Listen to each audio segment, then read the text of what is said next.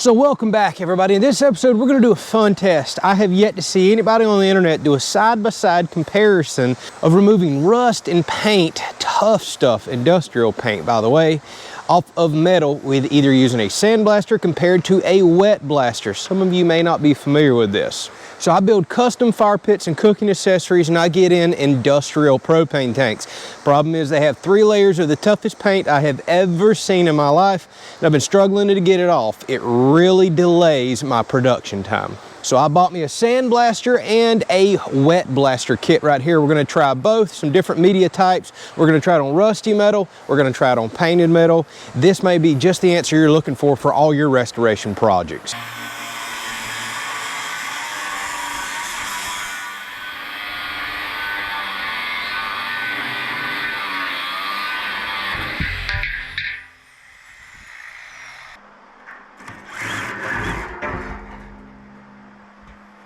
So we're going to see if this right here can help speed up the process of removing rust and paint from all these welding projects that I do.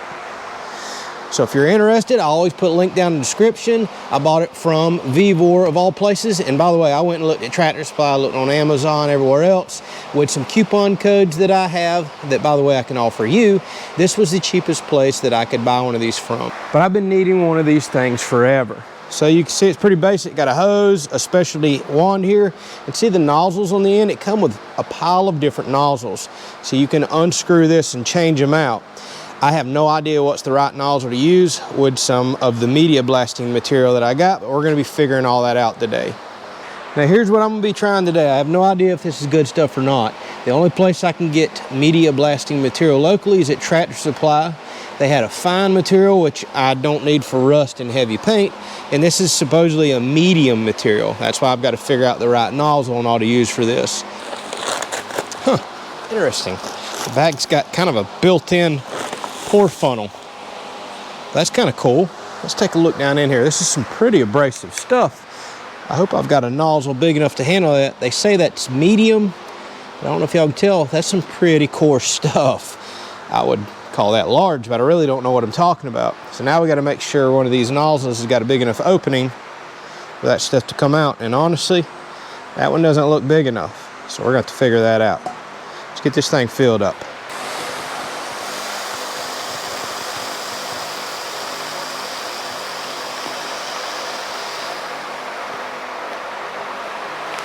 A few hours later, let's attempt this again.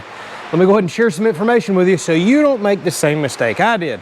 So I had to try to pull all of that extremely coarse, even though this is rated as medium, I call that very coarse, very chunky media blasting material out of this, and I still ain't got it all out. I've been having to open and close the valve and blow because it plugged up the nozzle and the valve in the bottom. Do not run the Tractor Supply medium in there because it's very coarse. So I just ran back to another Tractor Supply and got several bags of the fine. And they are not joking, it is extremely fine. Look at it in here. And there's some right here on the ground. It's so fine, I'm afraid it's not gonna take my paint off, but this looks like it's got a lot better chance of going through all my nozzles than that super coarse stuff.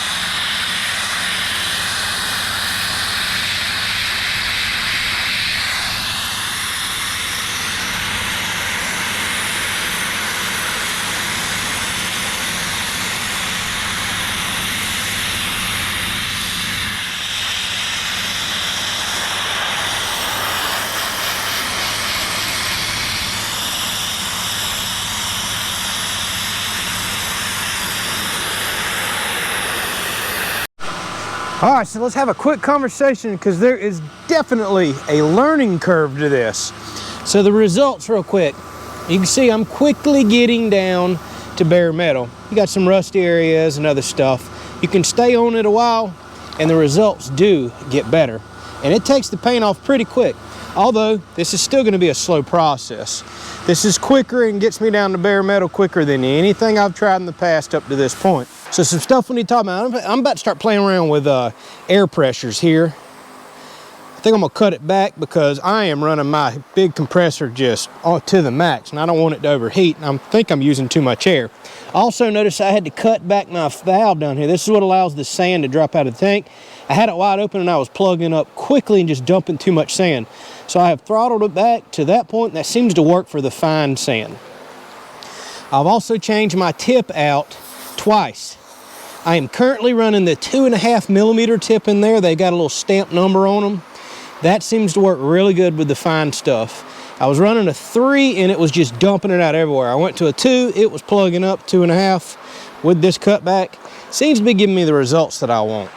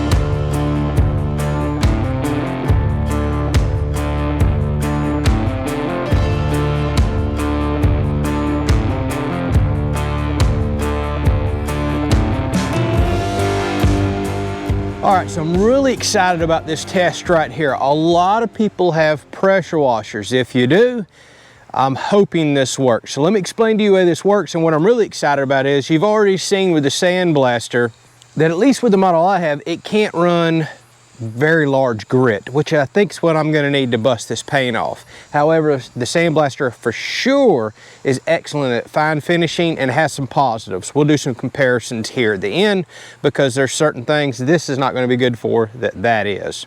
So let me show you how this works. At least I hope it works, and we're gonna find out. So the kit comes with, by the way, I'll put the link down in the description, pick it up on Amazon cheap. It comes with a wand right here on the end that hooks up to your pressure washer wand.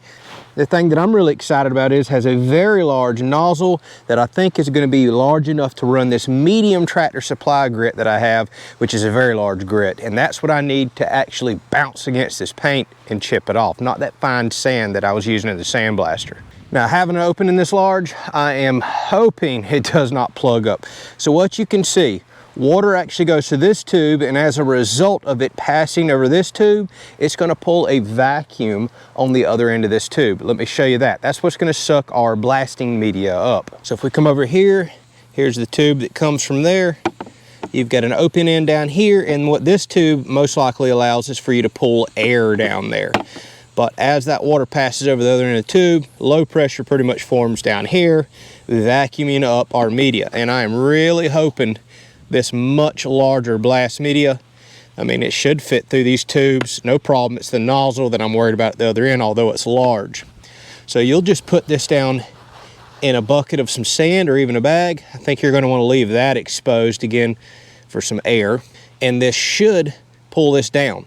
You want to make for sure you have very dry media. You cannot get anything wet or it'll clump. So I'm going to put a lid over this bucket right here with this hole. I could take that up. And let's see if this sucks this stuff out right here. It's really straightforward, really affordable. So you've just seen that I tried to sandblast these end caps with a sandblaster with the same rough paint and heavy rust on it. That's how a lot of my tanks come, and I couldn't put a dent in it. So I had to do my old school technique of burning the paint off. Well, that adds a day of production time to my pits for the burning and cooling off, and it's just aggravating. Not to mention, it wastes my very expensive firewood because there's only but so much dry sticks that I'm willing to go around and gather, and I need big coals in there, not little sticks, for a long-lasting fire.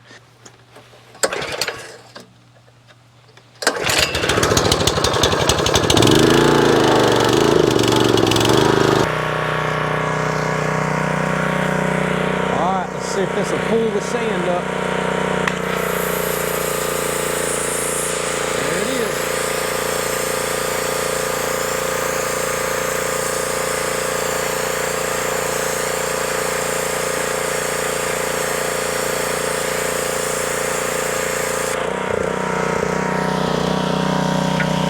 All right, let's take a look at this right here.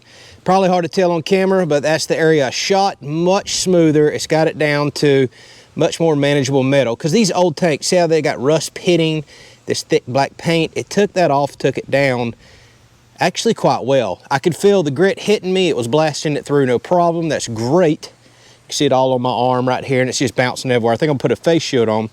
We're gonna try this whole area right here, see if we can get this thick rust and paint off, see what it looks like. See as it's drying right there, how much smoother that looks.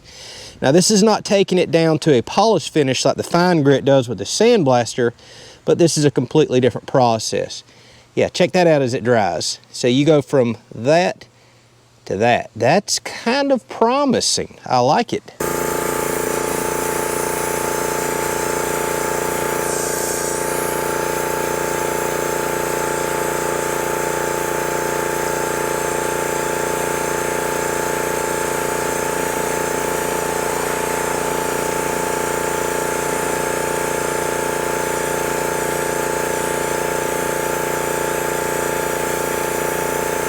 So let's take a look. Took the big chunky paint and stuff right off. While we're not, perfectly smooth, that is acceptable, especially for rustic looking fire pits. We don't have big chunks of rust no more, big chunks of paint like all this mess. I did that whole area very quickly.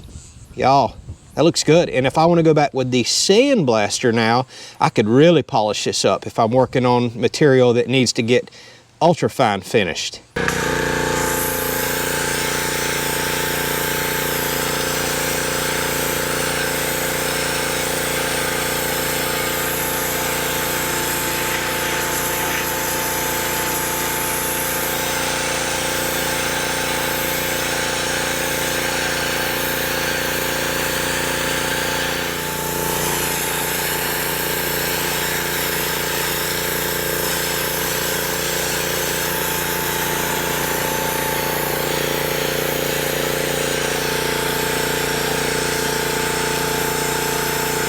I definitely enjoy the pressure washer better than sandblaster. Less mess, a little bit on me, not bad.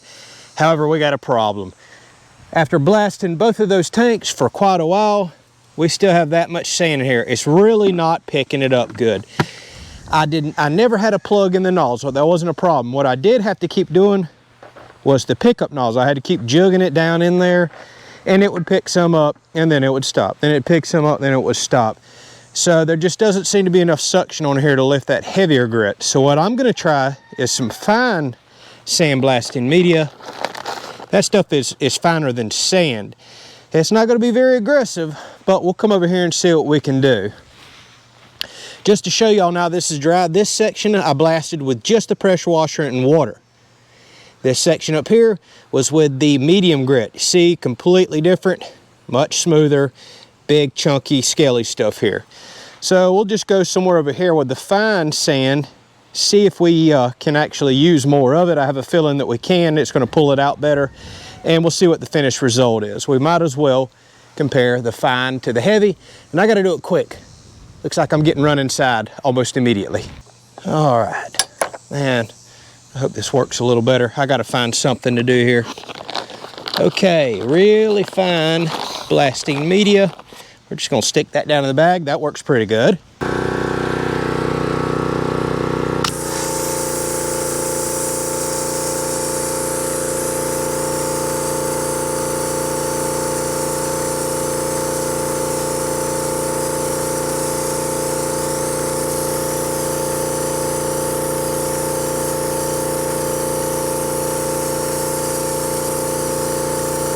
So that grit didn't really do anything. I had to work at it hard, and it's still not even removing the paint. That's just too fine of a grit. It is just powder. It's just not gonna work well on this. And y'all, something else worth mentioning, because this has a straight open jet nozzle, you're kind of shooting a pencil mark. It takes forever to go over material like that. versus the other sandblaster, the way it kind of shoots out, you'll wind up hitting a section that big as you're sandblasting. So you cover more surface area with the other ones, but we'll talk about some of the pros and cons. All right, so let's wrap this video up. Traditional sandblaster or media blaster versus wet blasting. Pros and cons to both, and I'll admit I'm still on the hunt for what's the right one for me. So wet blaster with the pressure washer. So pros, a lot of people have pressure washers. They're relatively affordable.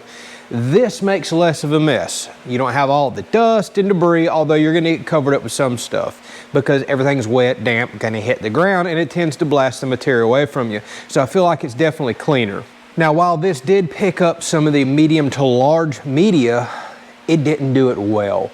And I can't really fault it because I need to try other types of media out there. There's all different kinds. But it did run the medium-sized media well enough that I got a good feel for it. I like it, I just don't think it's gonna be for heavy duty jobs. For sandblasting car doors, light paint, Bondo, stuff like that, removing it off of maybe auto body type materials, this may work just fine for you. Whenever I put the light sand material in here, it did not do a good job at all. Actually, this traditional media or sandblaster did a better job with the very fine media in here. I think I paid 30 or 40 bucks for this on Amazon. Yes, you do need a pressure washer, and probably the higher the PSI, the better. I don't think this would work very well on, say, an electric pressure washer.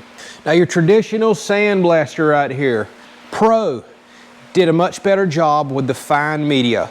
Shoots a larger surface area so you can cover more material quickly, and I think this is going to 100% be the right choice for anything you don't want to get wet. Say, for example, sandblasting wood. There's a lot of people that refinish furniture that's already been painted, for example, and if you want to blast that paint off of furniture without hitting the wood or getting down deep in it, or if you have other delicate materials, this is the way to go right here. And again, it's dry. Now, because it's dry, it makes a dusty mess. There's no doubt about that. But there's going to be lots of sandblasting jobs to where you can't use a pressure washer. You just literally can't get your materials wet. So this is going to win hands down on that. Now, can this run a medium to large material? I don't know. I've got some new tips on the way, and we're going to see if they're larger than factory. This could be the winner if I get those tips in and I can run the larger blasting media. Now, when it comes to the fine media, this did the best job with it, no doubt about that. If you're trying to get a really fine surface, I could see this really being popular for finishing auto body work, again, panels that you're trying to get down to a very fine or mirror finish, removing light surface rust, light paint. This is the way to go. Removing very heavy rust and heavy paint like I'm doing, I'm afraid I am still on the hunt for that. Now, these are also very affordable. I think I paid $130 for this setup right here, but here's the catch. You gotta have a decent sized compressor to run it. Not every shop's gonna have that. You need between 6 to 25 CFM for this, and you really need to be toward the higher side of the CFM, or at least the middle range. Right now, I'm running about 11 CFM on a very large compressor, but you can get bigger ones that go up even higher. The higher the flow rate, the more material you can move, the faster you can do a blasting job. But again, what's really holding this back more than anything is nozzle size. If I can run a larger media, no doubt I can blast paint off even better. So I'm definitely not writing this off yet. This is going to be perfect for light surface rust. Again, small jobs, a lot of the metalworking I do, it's going to get heavy use, but it's got to be used outdoors because it would make a mess inside. All right, hopefully y'all enjoyed this. I haven't seen anybody compare them side by side. They both have pros and cons. They're both light duty tools, let's face it. What I'm probably needing is something more like a medium to heavy duty tool here. I've got huge propane tanks, industrial paint, heavy rust and pitting that I'm dealing with, and I'm still on the hunt for what the right tool for the job is without spending thousands of dollars. So if y'all know of anything, by all means reach out. I'm considering potentially upgrading to a 2-stage high flow compressor and maybe trying to find a heavy media blaster, but again, that alone is investing thousands of dollars in this, and I just do metalworking on the side, so I really need to justify that expense right there. If y'all know of any ways, by the way, I've done tried muriatic acids, now sandblasting, heavy wire wheels on gigantic 15 amp grinder. I've tried everything you can imagine, and this paint is so hard to get off. The best way way is burning it, which is extremely time consuming and uses up valuable wood. And then I still have to go back and either blast it or wire wheel it to get it to a finish that I'm looking for. So I know plenty of our viewers out there have probably dealt with industrial paints and heavy rust and pitting. I'd love to know what you use that's not gonna ruin the finish. Like a needle scaler, for example, would for sure get the paint off, but would pit the metal even more. Some people like the pitting and that textured look, some people do not. So I wanna stay away from things like a needle scaler, for example. But it's looking like the ultimate thing is either one of those laser machines that are way out of my budget that'll burn the paint right off, or a heavy duty media blaster and maybe upgrading the compressor here in the shop. I'm all ears, drop a comment. Hopefully enjoyed the episode. We'll catch you on the next one.